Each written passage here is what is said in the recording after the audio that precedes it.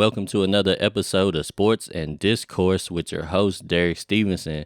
And today I got a few quick updates for y'all. And the first thing I want to talk about is the legend himself, Big O.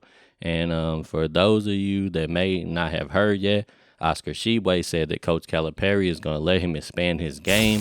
He's going to let him take a few threes here and there. And to be honest with you, I personally think this is going to be great for the team and great for Oscar. And to be honest with you, I feel like Calipari has been fighting it for the longest, but at some point, he was going to have to change his offense just a little bit. And why not now? Now's the perfect time to change it up if you got to. You got the returning player of the year. And to be honest with you, I'm pretty sure the knock on Oscar with all the NBA general managers, all the scouts, all the coaches, they probably would say they need a little bit more range on his jumper. They need a little more ball handling skills because at the end of the day, Oscar is not a true size center, right? He plays the center position as well as anybody we had at Kentucky. But for that next level, in order for him to thrive, he's going to have to at least get his jump shot to where he's like Patrick Patterson, right?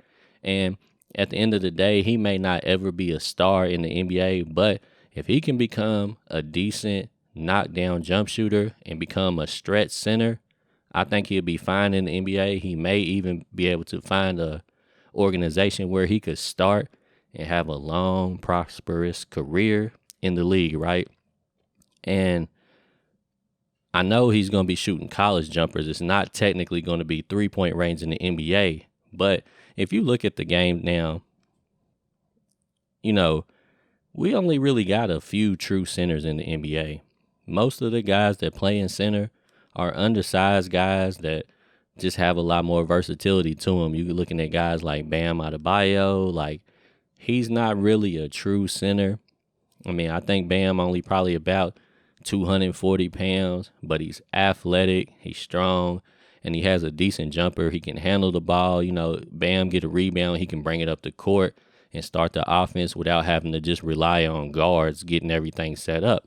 And I think that's what has made Bam a really valuable player in the NBA. And to be honest with you, I would love to see Oscar learn how to do some of that and develop some of that at Kentucky because I'm pretty sure that's the only way he's going to survive in the NBA, man. I just don't think playing back to the basket is going to be beneficial for him going forward.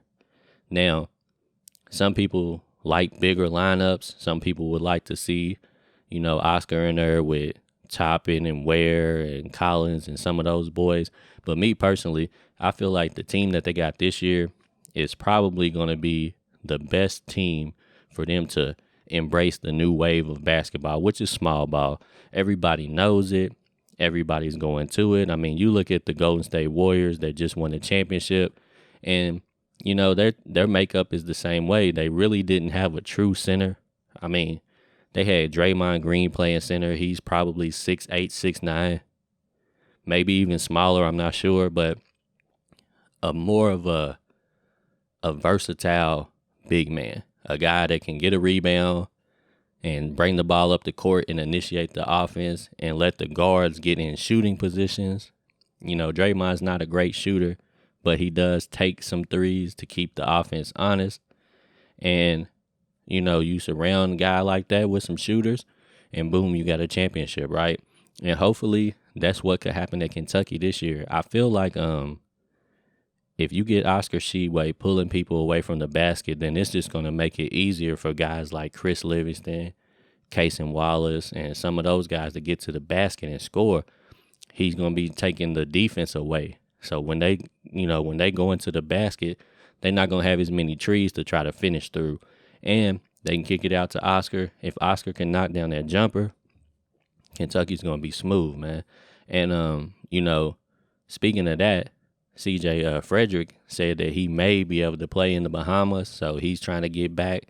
And I can't wait to see how he fits in with these boys. Because, like I said, me personally, I know that Severe Wheeler is what he is. Like he's a dog on the court, man. He's a pit bull. He is fearless. You know what I'm saying? He's a leader on the court, I think. Experience. I like Severe Wheeler, and I don't think that they could be successful without him. But I really, really want to see some small ball lineups, and I want to see Reeves, Case and Wallace, Livingston, Frederick, and Tshiebwe. I really want to see that lineup together and see what they can do. I feel like that lineup can be super dangerous, man. And like I said, I really would love to see Tshiebwe actually get to the next level in the NBA and be able to have a great career, man. I would hate for a guy to be the National Player of the Year and then come back to Kentucky and potentially maybe have another year where he's at least an All-American and then just not be able to manifest an NBA career, man. I would hate that for that guy. He's such a good guy. You know what I'm saying? He's an outstanding person. And I would just love for him to be able to thrive on the next level. And I feel like this is the way that it's going to happen for him, man. He's going to have to be able to learn how to shoot the ball with some range. He's going to have to be able to handle the ball just decent enough, right? Because like I said, the NBA just doesn't really have a whole lot of true centers. And even the ones that they do that actually are really true center size, like you looking at Jokic, you looking at Embiid, they play out in the floor too. I mean, you talking about guys that's 7 foot centers. Anthony Davis, you throw him in there. Ken Anthony Towns, man, these guys all play out on the floor. They all can handle the ball decent.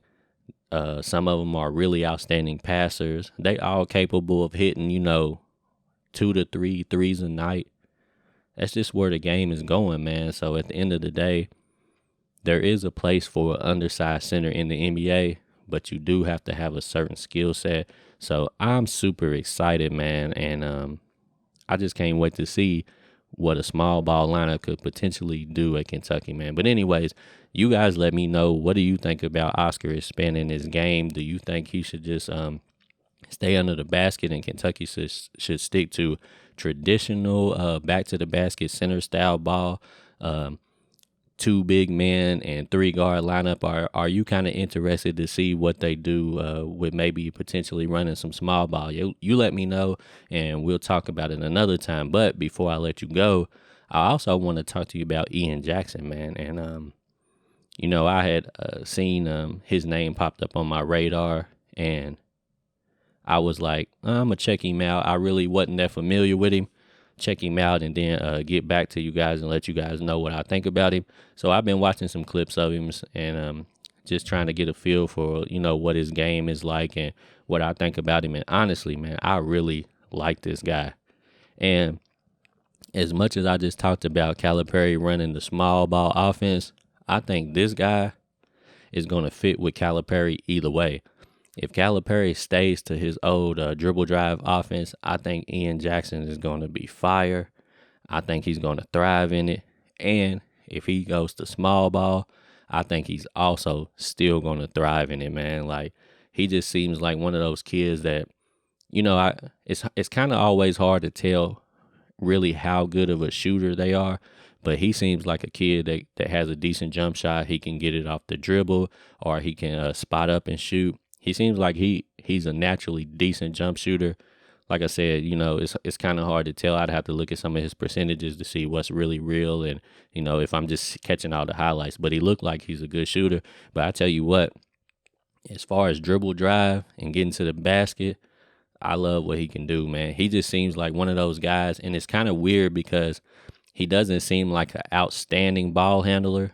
Like, he seems above average, but he's not like one of those guys like Rob Dillingham that's just going, doing all the direction changing and, crossing this way, crossing that way. He kind of seems like a simple ball handler. Like, he just knows instinctively how to get to a spot, and he does it with, a simple move or, a limited amount of dribbles. But one thing about him is when he picks his spot and he goes, if you don't stop him before he gets to the air, you probably gonna have a hard time dealing with him because he just seems like once he goes to the air, man, he can dominate. He he just got some explosive athleticism. I think he's actually 6'6", so he's really good size, you know. So I feel like he's gonna be a potentially a really legitimate scorer, man. Like I don't know, like I said, it's kind of hard to tell if he's gonna end up being a really good shooter.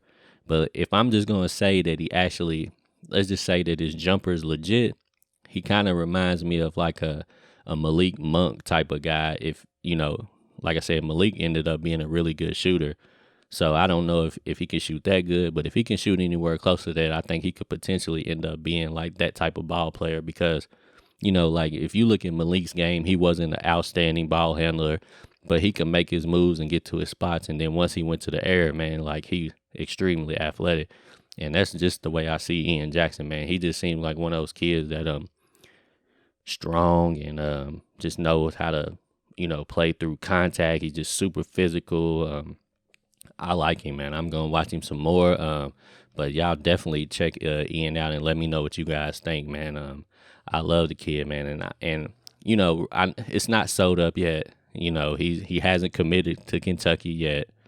I'm sure he's still going through his process, but a lot of sites are starting to predict that he is going to, in fact, commit to Kentucky. So I'm kind of like keeping him in that pocket of kids that I'm watching because I feel like he could potentially be that one. And you know, also he's from 2024, so he's not going to be coming in next year, but the year after that. But I love what I see out of Jackson, man. I think he's going to end up being something special. So we'll just have to wait and see. Like I said, you know, I keep my fingers crossed because hopefully I think we're going to get him. But, you know, I would love to have him. But like I said, y'all let me know what y'all think about him and are y'all watching him and tell me what you think. But moving on to another thing, you know, Aaron Bradshaw had pushed his commitment back. And I think he's going to end up taking a visit to Kentucky.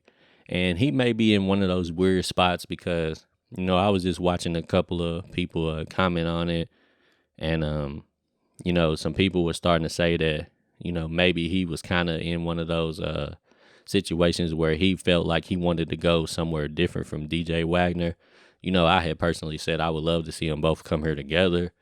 And he may still end up playing with DJ, but I had been hearing people say that, you know, he wants to go somewhere where, you know, it's not like he doesn't want to be tied or connected to DJ, right? Like he wants to be his own man, do his own thing, which, you know, you got to respect that.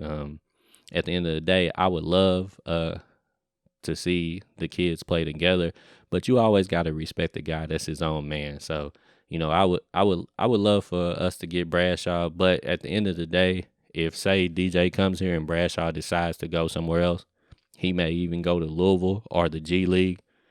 We still got Uganda Kingsley, you know, waiting in the wings, and it could be an interesting situation because I don't know how Kingsley would feel if Bradshaw comes here. Is that gonna make Kingsley decide that he may want to go somewhere else, or would he be willing to come here as well and fight for playing time and you know, or potentially develop behind Bradshaw? You just never know.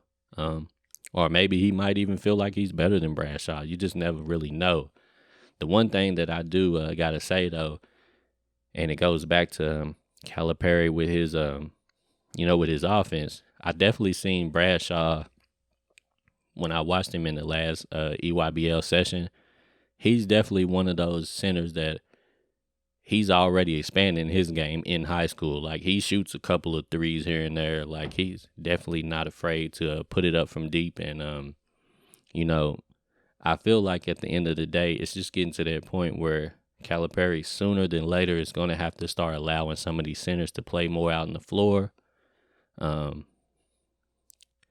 So it just kind of is what it is. But I definitely would like to, you know, have Bradshaw and Kingsley on the roster, you know, but at the end of the day, we may end up only getting one of them. But hopefully, you know, in the next couple of weeks, we're going to start figuring it out more because a lot of these kids have announced that they're going to make their decision, you know, right around that time period. I think about July the 18th through July the 24th. A lot of them seem to be scheduled to actually decide where they're going to commit to. So that's probably going to be a nice little few days where we're going to really start to figure out what the roster is going to look like. And one more thing before I let y'all go. I had talked about a kid a little while back, AJ Johnson, a point guard, right? And you know, he's and AJ's 2023. But AJ was kind of he made a comment where he said like Kentucky's the only like school that hasn't officially offered him a scholarship yet. And I feel like it's one of those situations where Kentucky probably started recruiting him because, at one point they probably thought they were out of the running for DJ Wagner. So they was trying to fill the spots and, get a look at some other guards in case they was completely, done with DJ. And then all out of nowhere, Kentucky started gaining some momentum with DJ according to, a lot of the recruiting sites. And I feel like they kind of looking at AJ now like, man, I don't know if we can offer him right now because we got to hang on and wait and see what DJ does. And at the end of the day, I really like AJ Johnson, man. He seems solid. He might not be, quite as good as DJ right now, but he's one of those kids too. He kind of reminds me of like a dude Thero. Like he seems like a late bloomer with the size. Like he still might be growing. He might end up being like 6'8". I really like him. I really think he's developing well. And hopefully if we don't get DJ, we definitely can at least snag AJ.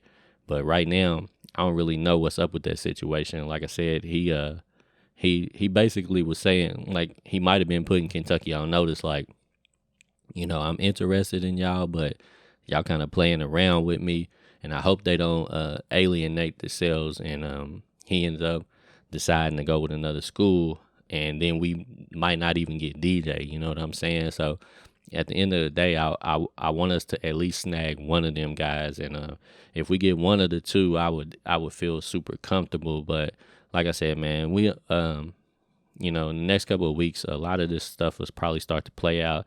We probably get a better idea of what's happening. So yeah, we just wrap it up right there, man. And y'all let me know what y'all feel about all of these kids, and we'll talk about it next time. Sports and Discourse with Derek Stevenson.